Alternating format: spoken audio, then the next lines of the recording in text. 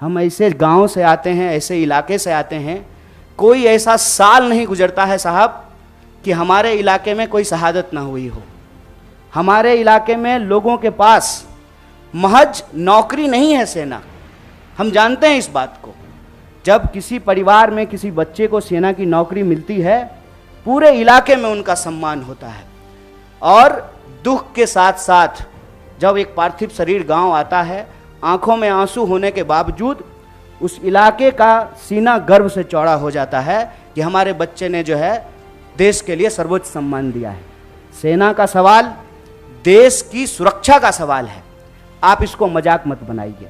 और एक बात हमारे साथी भी कह रहे हैं, आप तमाम मीडिया लोग भी इसको बोल रहे हैं कि उसमें से 25% लोगों को, साहब 25% नहीं, अप टू 25%, ध्यान रखिएगा, यह है सेल्समैन मेगा बम्पर ऑफर की मानसिकता। अप टू 25% क्या होता है? मतलब 25% की भी गारंटी नहीं है। यह मत समझिए आप कि उसमें से एक को दे ही देंगे नौकरी। बहुत चालाकी से टर्म्स एंड कंडीशन लिख दिया है, अप टू 25%। और इसमें ये कितना गंभीर है, इस गंभीरता का आप अंदाजा लगाइए कि अभी आए हुए 3 दिन हुए हैं घोषणा किए हुए, 2 मेजर अमेंडमेंट हो चुका है। और जो फायदा गिनाए जा रहे हैं वो फायदा तो पहले से है।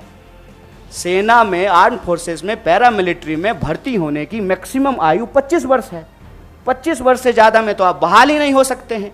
उसके बाद अलग अलग रैंक पे आप कितना समय तक सेवा देंगे वो पहले से निर्धारित है। और जो लोग आर्मी की नौकरी समाप्त करके, सेवा समाप्त करके आते हैं, उनको अन्य जगहों पे सुविधाएं दी जाती है।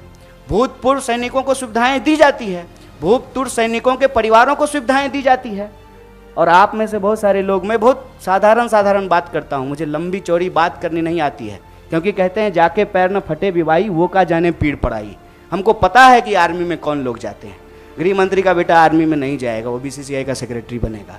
हमको पता है कि वहाँ पे सेवा करने वाले कौन लोग होते हैं, गरीब किसान मजदूर के बच्चे होते हैं। कोई नेता का बाल बच्चा आर्मी में नहीं जाता है। जाता है, प्रधानमंत्री भी जाते हैं फोटो खिंचवाने के लिए।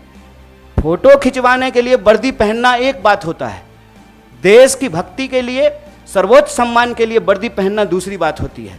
दीपावली में जाकर के मिठाई बांट देंगे, उसके बाद आकर के अग्निपथ योजना ला करके देश की जवानों का दिवाला निकाल देंगे।